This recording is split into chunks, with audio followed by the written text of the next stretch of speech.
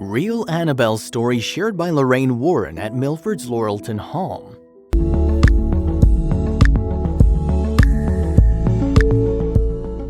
On the night Hollywood released the horror movie Annabelle, a sellout audience at Lauralton Hall was spellbound hearing about the real Annabelle, a demonic doll from paranormal investigator Lorraine Warren, who cracked the real-life case along with her late husband Ed Warren. The real Annabelle doll lives in a locked box at Warren's occult museum at her Monroe home. The doll in the movie is a frightening-looking porcelain doll in a child's image with long hair, and the real Annabelle, the one in the Warrens museum, is a plain-looking classic Raggedy Ann doll with red yarn for hair. But the Raggedy Ann at the Warrens museum is no ordinary doll. According to the Warrens, it's inhabited by an inhuman spirit, and there's a warning on the glass case to not touch. One museum goer who ignored the warnings and taunted the doll died in a motorcycle crash shortly after being told to leave. The movie's a prequel to The Conjuring, based on the Warrens' real-life case involving the doll. The couple had a lot of input in the first movie, but Annabelle is fabricated.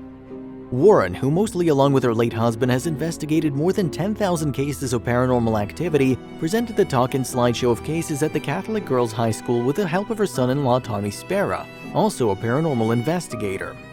Warren, now 87, soft-spoken and sweet to all those who engaged during conversation at a meet and greet, said presenting at Lauralton was going home because she attended the school in the late 1930s but had to leave due to illness. Warren said her presentations are an extra demand during September and October because fascination with the subject is heightened during Halloween Eve, as she calls it. A Roman Catholic, Warren, now and in her early career with her husband, often works with priests and other clergy because they rely on blessings and exorcism sometimes to resolve a case. She said the power of faith has gotten her out of many scary situations because it's often about fighting the demonic with goodness. Holy water is a tool. Warren said her Catholic faith is both her protection and her drive. Warren began by telling the audience that ever since the age of 7 or 8 she saw lights or oars around people but was afraid to tell her parents for fear they'd think she was crazy. She spent many years praying about it because I didn't want to be different, she said. Warren recalled a story from her Lauralton days. She had a favorite teacher, a nun who taught French, and once told her, referring to her author, "Your lights are brighter than Mother Superior's." Warren said she was told to go to the chapel and pray about it and it'll go away. Her Lauralton audience, many with no connection to the school, but there is Warren fans roared with laughter. At first she didn't even tell Ed Warren, whom she met about 16, about her abilities, but later he'd tell her, "You are different." Ed, a self-taught demonologist, an interest he developed after growing up in a house he said was haunted, and Lorraine would pool their talents and go on to be world-famous paranormal investigators. Her career spanned 65 years. The Warrens have done jobs throughout the United States and in faraway places like Japan, England, Scotland, France, and Australia. The couple charged only travel expenses, nothing for the actual investigating, but built an empire on books, movie work, and lectures about their cases. In 1952, Ed Warren founded the New England Society for Psychic Research. Their investigations often included other professionals, including nurses, doctors, police officers, and researchers. Some of their other famous cases besides Amityville and Annabelle include the Demon Murder, Werewolf, Merle Family, the Perrons, Stepney Cemetery, Borley Church, Union Cemetery, and the Haunting in Connecticut. Warren said the most unwanted spirits enter through vehicles such as Ouija boards, tarot cards, and psychics, and urged the audience to keep their kids away from such things. Spera said 7 of their 10 cases involved someone with a Ouija board asking, "Is there a spirit here?" If you go into a very happy home very seldom, bad things will be found, Warren said. She and Spera continued to work after Ed's death in 2006 and are currently working on a haunting case in Stratford. Every town in Connecticut has paranormal activity, Warren said, noting a recent exorcism-like event on a New Haven man, 31. Going into haunting experiences, there were some bad ones, scary ones. My faith was always my protection, she said. She said that some 5 years ago, a retiring priest moved into an apartment on her grounds, and not only does he help on jobs, but we have mass every day in our house, she said, adding, "It's beautiful how God works."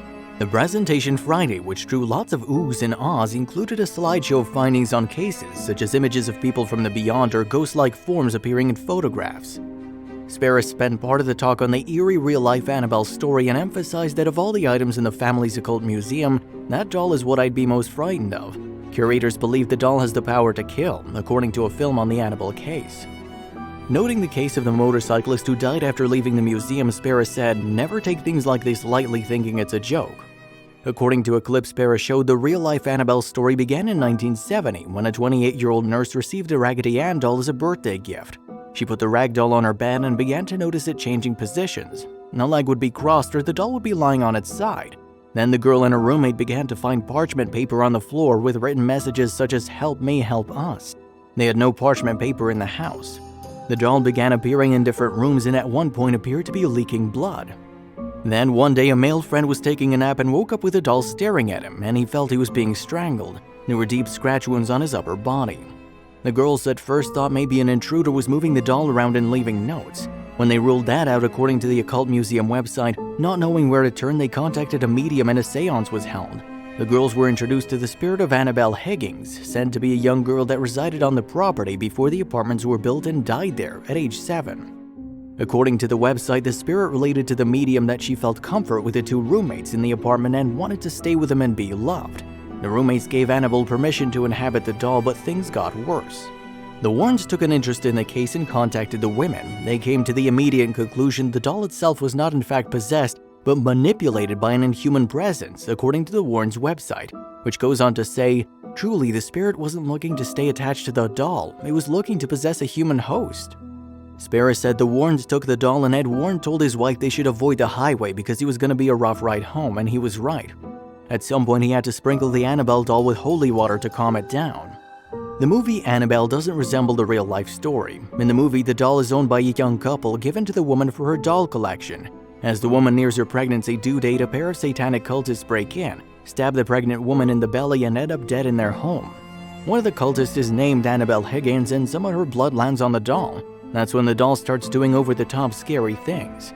Spera and Warren said they don't really care the producers of Annabelle fabricated the story because it still serves the purpose of warning the public about demons. Everyone in the audience who believes in God must also believe there's a devil, Spera said. Ghosts, devils, demons are real. He said while most people are focused on the bad stuff regarding ghosts, there are beautiful stories as well, such as the soldier who appeared to visit a loved one. Spera said it's a ghost if it is a stranger that appears and an apparition if you recognize the person. The key is, don't open any doors, Spera concluded the talk.